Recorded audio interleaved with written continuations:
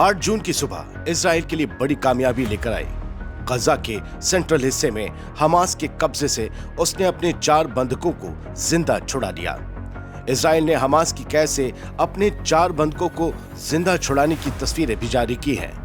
Israel ने Saturday को दावा किया कि उसके फौजियों ने गजा के नुसैरियत कैंप में फायरिंग के बीच इस बड़े ऑपरेशन को अंजाम दिया। इजरायली बंधकों को छुड़ाने के लिए चलाए गए इस ऑपरेशन में 210 फिलिस्तीनियों की मारे जाने की खबर है, जबकि 400 लोगों के घायल होने का दावा फिलिस्तीनी पक्ष की तरफ से किया गया है। इजराइल की डिफेंस फोर्सेस ने बताया कि ऑपरेशन में उनका एक फौजी भी मारा गया। हालांकि इजरायली पीएम बेंजामिन नेतन्याहू का दावा है कि इस ऑपरेशन के दौरान 116 फिलिस्तीनी मारे गए। बचाए गए होस्टेजेस से प्राइम मिनिस्टर बेंजामिन नेतन्याहू और होस्टेजेस की फैमिलीज ने मुलाकात की। इनकी तस्वीरें भी सामने आई। ऑपरेशन के बाद नेतन्याहू ने कहा कि हम बाकी लोगों को भी ऐसे ही बचा कर लाएंगे। छुड़ाए गए होस्टेजेस में से 25 साल की नोआ अर्गमानी नाम की वो लड़की भी शामिल है, जिसे हमास के लड़ाके मोटरसाइकिल पर उठाकर ले गए थे।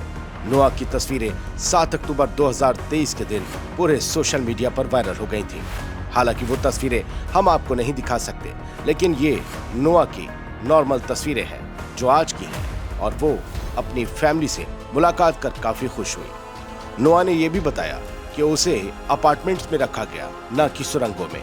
एक घर से दूसरे घर उसे शिफ्ट किया गया। नोआ के अलावा हमास की कैद से इजराइल ने 3 युवाओं को भी छुड़ाया है। इनमें से एक रूसी सिटीजन है जिसका नाम आंद्रेई कोज़लोव है। वो साल 2022 में इजराइल आया था और सुपरनोवा फेस्टिवल में सिक्योरिटी गार्ड का काम करता था। इजरायली डिफेंस फोर्सेस के स्पोक्सपर्सन डैनियल हगारी ने इस मिशन को काफी मुश्किल बताया। उन्होंने कहा कि बंधकों को छुड़ाने का ऑपरेशन आसान नहीं था और इसमें बहुत जोखिम था। हमास ने इजरायली होस्टेजेस को सेंट्रल गजा के नुसैरियत इलाके में 2 अलग-अलग जगहों पर छिपा कर रखा था। हगारी ने बताया कि उनकी रिहाई के लिए डिफेंस फोर्सेस ने जमीन, हवा और समंदर से हमले किए। इस ऑपरेशन के बाद दुनिया के बड़े लीडर्स के बयान भी सामने आए हैं। बहुत सी जगह इजराइल के इस ऑपरेशन को लेकर मजम्मत हो रही है। लोग कह रहे हैं कि बेवजह 200 से ज्यादा लोगों की जान ले ली गई, जबकि इजराइल बता रहा है कि ये ऑपरेशन उसके लिए बेहद जरूरी था। इजराइल की पीठ थपथपाने वालों की भी कमी नहीं है। जर्मन चांसलर ओलाफ शोल्ज ने सैटरडे को इजरायली मिलिट्री ऑपरेशन के दौरान गजा पट्टी में 4 होस्टेजेस की रिहाई पर खुशी जताई। कहा कि ये होस्टेजेस के फैमिलीज के लिए उम्मीद की एक किरण है। जर्मन चांसलर ने कहा कि 4 होस्टेजेस अब आजाद हो चुके हैं। हमास को आखिरकार सभी होस्टेजेस को रिहा कर देना चाहिए और जंग खत्म हो जानी चाहिए। अमेरिका की तरफ से भी इस ऑपरेशन पर रिएक्शन आया। अमेरिकी विदेश मंत्री एंटनी ब्लिंकन ने कहा कि हम उन 4 बंधकों की रिहाई का स्वागत करते हैं जो 8 महीने तक हमास की कैद में रहने के बाद आखिरकार इजराइल में अपने फैमिली से मिल पाए हैं। ब्लिंकन ने कहा कि अमेरिका तब तक आराम नहीं करेगा जब तक कि सभी बंधकों को घर वापस नहीं पहुंचाया जाता। ब्लिंकन ने कहा कि अमेरिकी राष्ट्रपति जो बाइडेन की तरफ से पेश किए गए प्रपोजल से गजा के रहने वालों और बाकी बचे बंधकों को और उनके परिवारों को फौरन युद्ध विराम के जरिए राहत मिलेगी। इससे सभी होस्टेजेस की रिहाई हो सकेगी, ह्यूमैनिटेरियन एड बढ़ाई जा सकेगी, गजा को फिर से डेवलप किया जा सकेगा और जंग पूरे तौर पर बंद हो सकेगी। ब्लिंकन ने कहा कि इस सीज फायर को हासिल करने की राह में अकेला रोड़ा सिर्फ हमास है। अब उसके लिए समझौते को कबूल करने के अलावा और कोई चारा नहीं रह गया है। मिस्र और जॉर्डन ने नुसैरियत रिफ्यूजी कैंप पर इजरायली हमले की निंदा की है। मिस्र ने कहा है कि इस ऑपरेशन में 200 से ज्यादा लोग मारे गए हैं।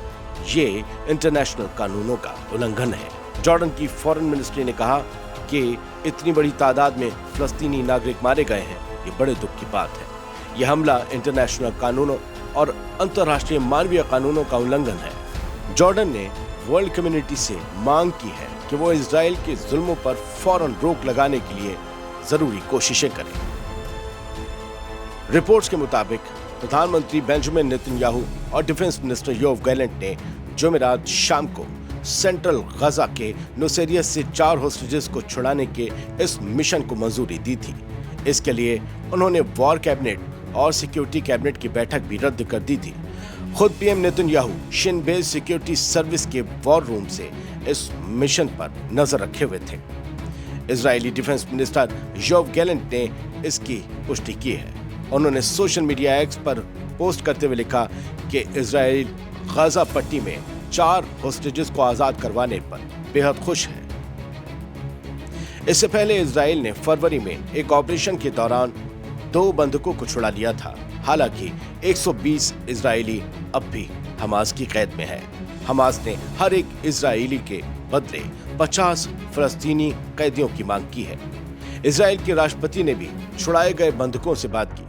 उन्होंने अर्गमानी से बात करते हुए कहा कि मैं पूरे इजराइल की तरफ से आपको गले लगाता हूं। नेतन्याहू ने अर्गमानी से फोन पर पूछा कि वो अभी कैसा महसूस कर रही हैं। इसके जवाब में अर्गमानी ने कहा कि मैं वापस आकर बहुत खुश हूं।